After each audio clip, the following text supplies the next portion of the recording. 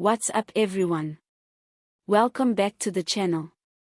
If you're new here, make sure to hit that subscribe button, drop a like, and share this video, because what Julius Malema just said might go down as one of the boldest political declarations of 2025. South Africa's political battlefield is heating up once again, and this time, the fire is coming straight from the mouth of the Economic Freedom Fighters Commander-in-Chief. In a fiery and unapologetic address that sent shockwaves across the country, Malema emphatically declared, the EFF has never been in the pocket of criminals. And just like that, a storm of speculation, rage, and renewed debate has erupted. Now let's be clear, when Malema speaks, he doesn't whisper. He provokes. He shakes the table.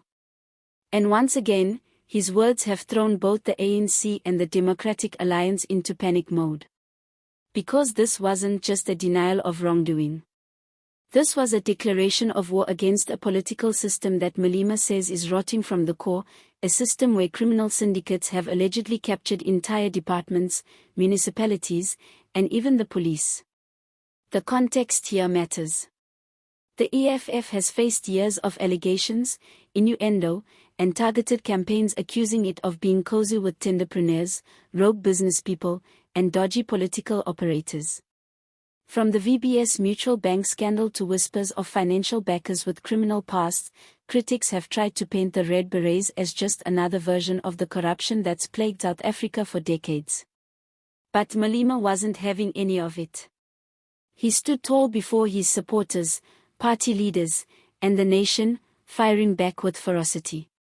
We are not in anyone's pockets. We are not bought. We are not rented. We speak for the people and only the people. Those words lit up social media like wildfire. EFF loyalists celebrated it as a righteous stand against political propaganda, while detractors rolled their eyes, calling it classic Malema deflection. But here's the catch, this speech wasn't just about defending the EFF. It was about reclaiming the moral high ground. Malema knows South Africa is at a breaking point. Crime is rampant, corruption is normalized, and public trust in institutions has hit rock bottom. By distancing the EFF from criminal networks, he's positioning the party as the last standing voice of unfiltered resistance. And it didn't stop there. Malema took direct aim at his rivals, accusing the ANC of harboring criminals in its highest ranks, of turning parliament into a safe house for thieves, and of protecting looters under the guise of revolutionary history.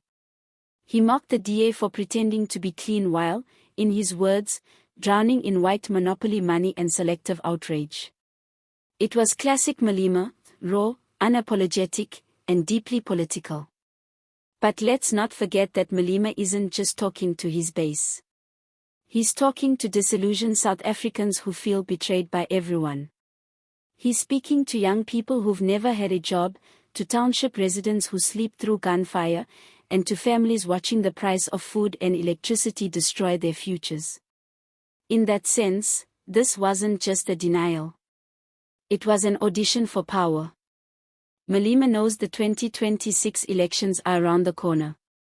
And with the government of national unity looking fragile and the ANC losing moral credibility by the day, he smells blood in the water. Still, not everyone's buying the clean image he's selling.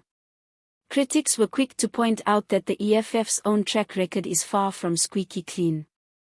The VBS scandal continues to haunt the party, even though Malema and Floyd Shivambu have denied any wrongdoing.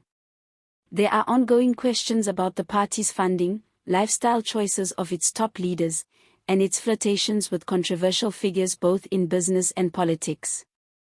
But Malema brushed all that aside in his speech, calling it a coordinated smear campaign by what he calls the mainstream media mafia. And you know what? For many of his supporters, that line works. Because trust in media institutions is plummeting too. Many South Africans believe the truth is shaped by who's paying for the microphone. And Malema is capitalizing on that cynicism, presenting the EFF as the only party not afraid to burn bridges and tell the uncomfortable truth. That's why the crowd cheered louder with every punchline, every insult aimed at the establishment, every reminder that the EFF doesn't need corporate donations or tenders to survive. "We are funded by the people, not the criminals," he thundered.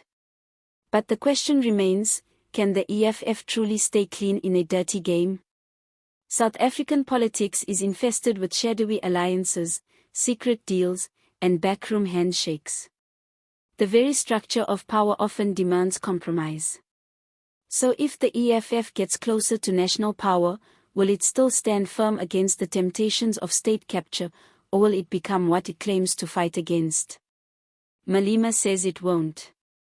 He says the EFF has built internal systems to reject corruption, punish traitors, and expose infiltrators. He promised full transparency and even challenged other parties to publish the names of their donors and funders. It was a bold dare, and one that neither the ANC nor DA is likely to take up anytime soon.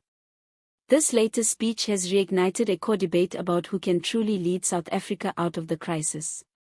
Is it a veteran party like the ANC, battered by years of scandal but still boasting liberation credentials? Is it the DA, offering a technocratic vision that often alienates black working-class voters? Or is it the EFF, a party of anger, ambition, and unfiltered rhetoric that claims to speak truth to power, no matter the cost? The answer isn't clear. But one thing is, the EFF is not backing down. Julius Malema is doubling down on the narrative that his party is untouched by the filth that has poisoned South African politics.